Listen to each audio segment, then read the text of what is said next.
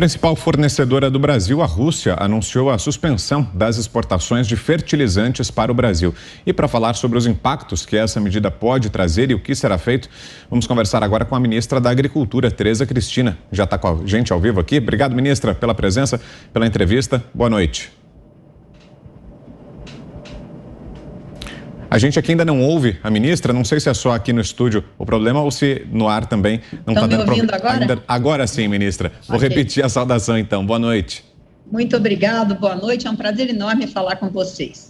Ô, ministra, hoje mais cedo, inclusive, a senhora conversou com a equipe da Jovem Pan, anunciou que vai ao Canadá nos próximos dias, nas próximas semanas, para tentar buscar uma saída, para tentar intensificar a chegada de fertilizantes, para contornar esse problema que se criou a partir do início dessa guerra envolvendo a Rússia, né, que é o principal fornecedor hoje do agronegócio brasileiro. Queria saber da senhora se mesmo assim, mesmo com essa solução encontrada, com essa busca pelo Canadá, se ainda haverá aumento de preços ou se vai ser possível evitar que os alimentos fiquem mais caros aqui no Brasil.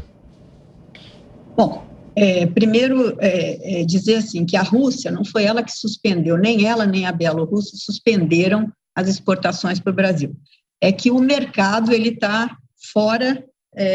Ele suspendeu as compras e as vendas pelo problema entre Rússia e Ucrânia, né? Então o mercado ele está fora, não está funcionando nesse momento, mas não é uma atitude nem da Rússia nem da Bielorrússia. Só para contextualizar um pouquinho, que eu acho importante as pessoas saberem aí o que aconteceu, uma cronologia dos fatos, eu queria dizer para você o seguinte: nós tivemos o ano passado um problema energético, não sei se vocês lembram, de energia na China. Logo no início da pandemia, aí, o ano passado, nós tivemos aí uma falta de energia na China, em alguns lugares, e foi suspensa várias atividades de mineração e de produção principalmente de nitrogenados pelaquele país. Então, ali já começamos a ter um problema com fornecimento de fertilizantes para o Brasil. Tivemos que tomar algumas ações, né? E uma delas foi procurar, né, a Rússia e a Bielorrússia e trazer mais fertilizantes desses dois países. Quando, no segundo semestre, nós tivemos aí um outro problema. Nós tivemos sanções econômicas sobre a Bielorrússia, pelos Estados Unidos e pela União Europeia, antes também do conflito acontecer. E isso fez com que nós tivéssemos aí uma preocupação maior, porque a Bielorrússia e a Rússia juntas exportam 40% do que nós importamos aqui, principalmente potássio e nitrogenados, ureia, amônia, etc. E então eu fui à Rússia, primeiro foi o ministro Bento, e quando ele voltou de lá, ele disse: Tereza, tem que ir à Rússia conversar, porque talvez nós possamos trazer, vamos dizer, uma demanda, uma demanda maior, uma oferta maior da Rússia para a demanda brasileira, já que a Bielorrússia, com as sanções, terá problema na exportação. Não é que ela suspendeu, mas ela se inviabilizou. Por quê? Porque ela é um país que ela não tem uma saída pelo mar. Então, ela tem que fazer toda a sua exportação através da Lituânia. E a Lituânia é um porto também que tem as sanções, né, através da OTAN, e não aconteceria esse escoamento desses fertilizantes por esse porto. Então, como nós já sabíamos disso, nós fomos à Rússia tratar desse assunto lá para ver se a gente conseguia, vamos dizer, trazer um pouco mais de fertilizantes da Rússia para suprir essa falta que nós teríamos das exportações da Bielorrússia. E nesse mesmo período eu já marquei uma ida ao Irã.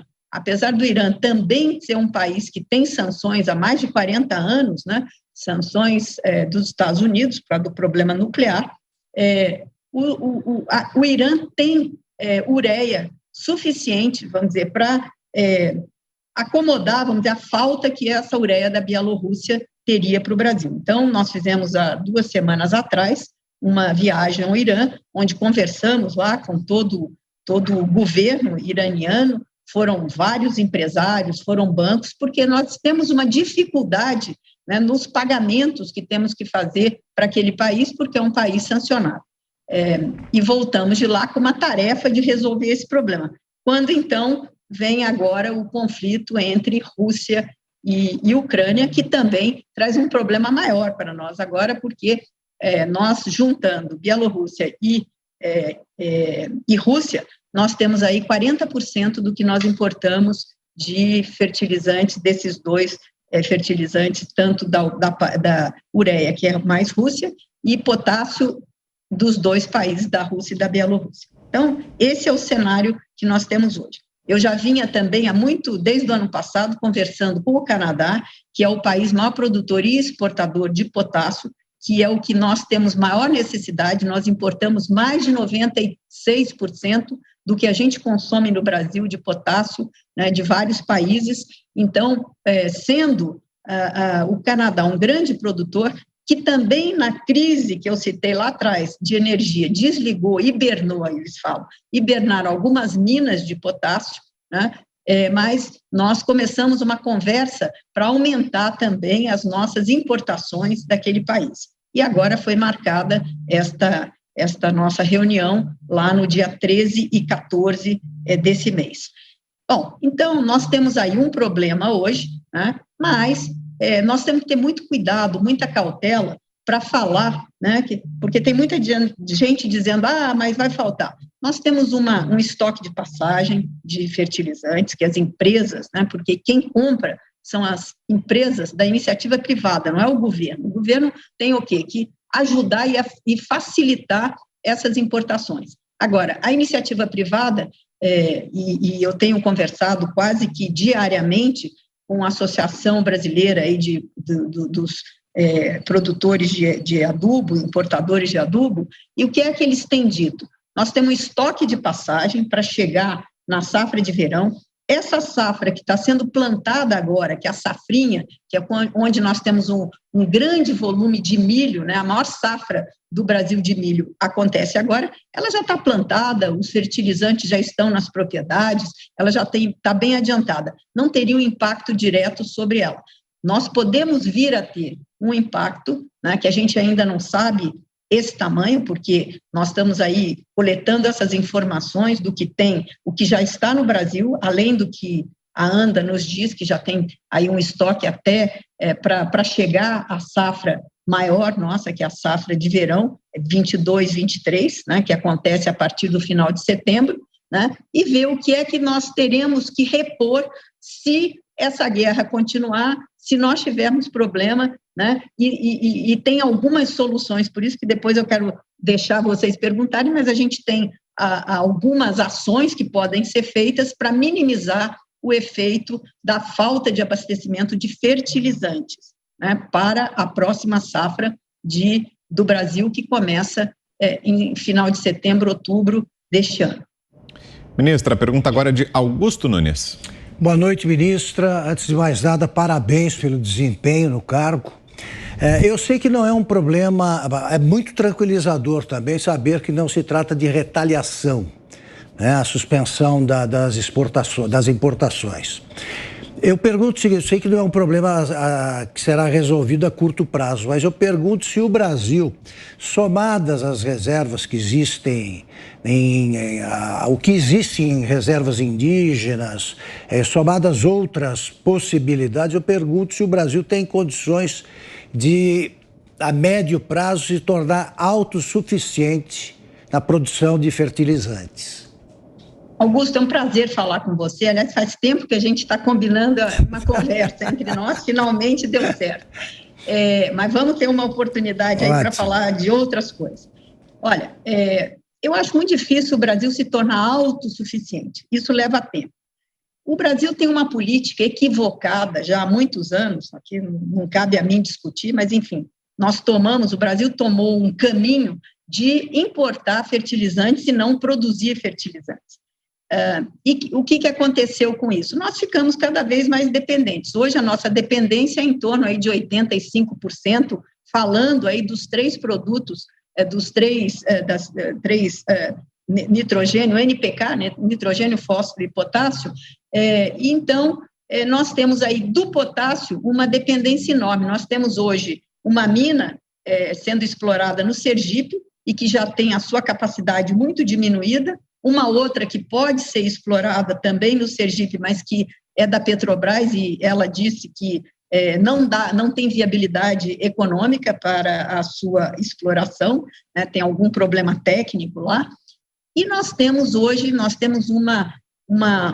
potencial enorme em Autazes, né, que é na Amazônia, né, e que é uma mina tão grande que nós temos aí 200 anos de fornecimento de potássio para o Brasil e até para exportar para outros países, se ela conseguir, vamos dizer, produzir. Hoje nós temos lá um problema com as licenças, né, são 3 ou 4 pontos, né, que poderiam ser explorados. Tem um que está mais adiantado, mas nós temos lá um problema com o meio ambiente, com as licenças, né, de meio ambiente. Todo mundo sabe que nós temos aí as nossas leis ambientais são muito rígidas, né, e isso, às vezes, tem aí um impacto enorme na demora da liberação dessas licenças. Tem também uma terra indígena que você citou, a 8 quilômetros, a mina não está dentro da terra indígena, ela está na borda da terra indígena, que também tem impactos. Então, existe lá uma ação do Ministério Público Estadual, né, que já fez várias oitivas, enfim, e isso tem demorado mais. Essa mina, se ela começar a produzir, o programa inicial dela é que em 2025 ela estaria produzindo e colocando à disposição do agro brasileiro 25% do que nós precisamos, do que nós utilizamos. O Brasil precisa tomar uma decisão, na minha opinião, né, da importância que o agro tem para o Brasil e da segurança nacional, né, e da segurança alimentar que nós precisamos ter. E, para isso, nós temos que ter uma parte, pelo menos, dos nossos fertilizantes produzidos aqui.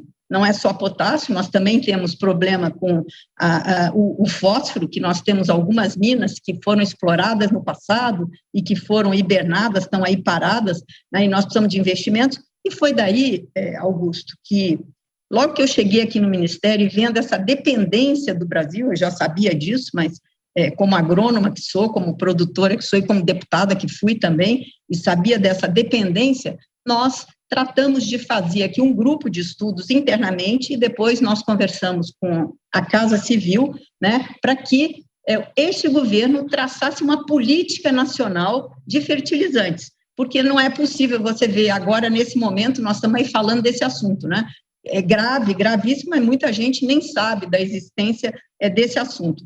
Então, nós traçamos aí, fizemos um grupo, são 9 ministérios que participaram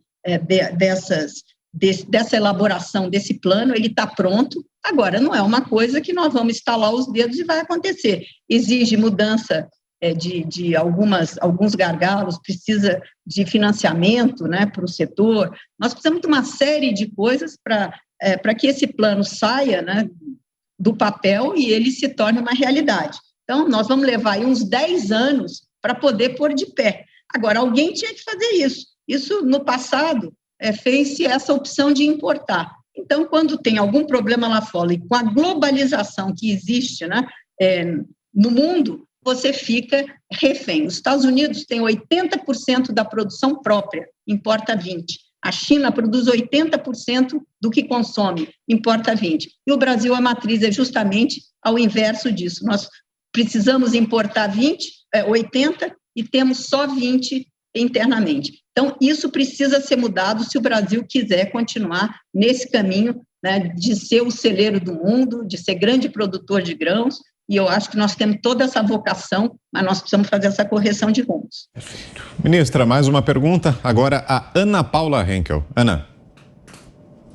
Boa noite, ministra. Bom, essa guerra, essa invasão russa, né, na Ucrânia mostrou aos americanos que Donald Trump, apesar, né, de toda a retórica mal criada, digamos assim, nas plataformas sociais, ele buscava exatamente a independência energética, no campo energético, né, do gás natural, do petróleo, e isso foi assim que o novo presidente Joe Biden entrou na Casa Branca. Infelizmente, agora os Estados Unidos volta à sua... Hoje eu estava vendo, por exemplo, os Estados Unidos continua tendo que comprar 650 mil barris de petróleo da Rússia por dia. E, infelizmente, isso bateu as portas aí da pior maneira possível diante de uma guerra. Quanto das nossas reservas que hoje estão fechadas, ou por legislações muito apertadas, ou por lobby da turma ambientalista, quanto dessas reservas poderiam ser abertas para que nós adquiríssemos essa independência em relação à área de fertilizantes? Eu não saberia te dizer quanto disso, mas eu tenho certeza que com o plano, esse plano que vai ser divulgado agora no final de março, né, nós teremos aí uma segurança maior do que é que nós temos de minas a serem exploradas, né? Agora, nós temos uma capacidade grande, fosfato. Tenho certeza que hoje a nossa dependência aí está em mais de 70%, nós podemos baixar isso para 30%, 40%, isso não é de uma vez só, mas se a gente tiver um programa, uma política de Estado para isso, nós vamos chegar próximo da autossuficiência. Potássio, nós temos uma reserva enorme, né? São, se não me engano, 800 milhões de toneladas nessa reserva lá ao longo do Rio Madeira. Então, também é uma outra, nós temos que fazer essa conta, mas eu tenho certeza que o Brasil vai ter aí uma maior, né, segurança, né, na produção de potássio, que hoje é o grande gargalo nosso, né? E com o marco regulatório aí do gás, né, a lei do gás, se a gente tiver gás mais barato, né, com o nosso pré-sal aí, com gás que a gente pode colocar à disposição para fazer a ureia. Então, o Brasil pode chegar, em alguns anos, não à autossuficiência total, porque nem sei se a gente... às vezes tem épocas que é mais barato, é mais negócio importar, mas a gente teria aí uma segurança, né, de mais de 60%, para que a gente, como os outros países que são grandes produtores, como o Brasil tem. Então, chegar a 80% eu não acho difícil, desde que a gente tenha uma política destravando todos esses gargalos de legislação, né, e com segurança, porque quando as pessoas falam, mas tem um problema ambiental, para isso tem na nossa lei, né, que é uma lei muito rígida, na nossa lei de mineração também, que é uma lei super rígida, né, existe um negócio chamado compensação. Então, se isso é um item de segurança nacional, produção de adubo, nós podemos mitigar com compensações ambientais e também na parte mineral, o que é que pode ser compensado se aquilo for um programa vital para o Brasil, como é os fertilizantes. José Maria Trindade, sua pergunta, Zé? Salve, ministra, muito boa noite, seja bem-vinda aqui. Ministra, aumentou muito, né, o consumo de defensivos agrícolas, que há também uma dependência muito grande de fertilizantes nessa área, porque aumentou a produtividade, o manejo está diferente e usa muito mesmo, né? Há, depois da pandemia e desta guerra, uma tendência de aldeização, o contrário de globalização.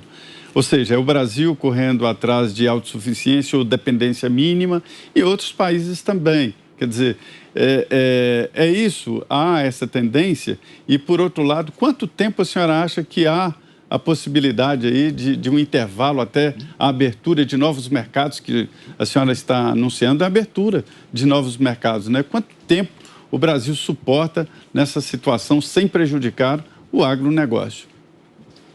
Olha, nós vivemos um momento delicado, né? Hoje de guerra. Então, nós temos lá um problema daquele lado do mundo lá, entre Rússia e Bielorrússia. Agora, nós temos outros mercados aí que nós já estávamos buscando, né, para inclusive diversificar, né? O Chile tem um pouco de potássio, mas é interessante e é próximo a gente aqui para trazer. Nós temos aí lá o pessoal lá, o mundo árabe lá, todos os produtores de petróleo, Arábia Saudita, Catar, outros países, inclusive Israel também tem produtos que que podem mandar para o Brasil para substituir momentaneamente, né, enquanto essa crise aí entre Rússia e Ucrânia, né, a gente tem aí esses outros mercados para buscar. Agora, o que nós estamos fazendo? Nós fizemos um mapa, né, nós já tínhamos aqui um mapa, e hoje está à disposição, para onde o Brasil tem que buscar esses produtos e quais são os problemas ou os gargalos que nós temos para que esses produtos cheguem ao Brasil.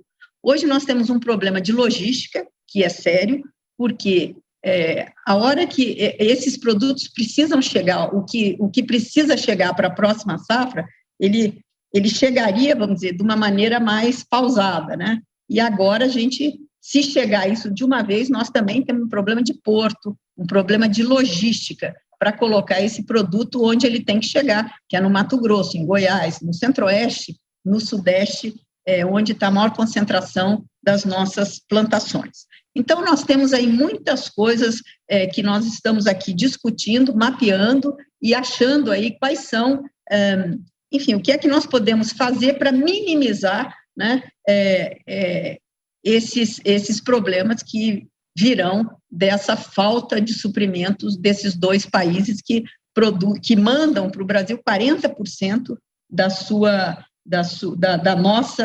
do nosso consumo, né, de ureia e de potássio. E para fecharmos essa nossa conversa aqui com a ministra da Agricultura, Tereza Cristina, uma última pergunta, rapidamente. Guilherme Fiuza, nosso tempo está quase esgotado. Sua pergunta, Fiuza. Boa noite, ministra. Bom, então eu estou entendendo que a senhora não quer fazer uma projeção de quanto tempo, né, em quanto tempo o Brasil precisaria reprogramar essa matriz, né? Eu acho que a senhora nem lida com essa hipótese do Brasil precisar reprogramar a sua matriz fornecedora, descartando a Rússia. Mas, se precisar reprogramar essa matriz, essa combinação, esse cenário que a senhora trouxe, Chile, Arábia Saudita, Israel, nós teríamos como refazer a matriz fornecedora por essa linha ou haveria um prejuízo na mudança de cenário? Não, eu acho que a gente tem sim, nós temos aí o Canadá, que eu estou indo agora, dia 12 para lá, que nós já tínhamos uma conversa bem adiantada desde o final do ano passado, no potássio. O Canadá é o maior produtor e exportador de potássio do mundo, né? E o Brasil é grande importador desse potássio canadense.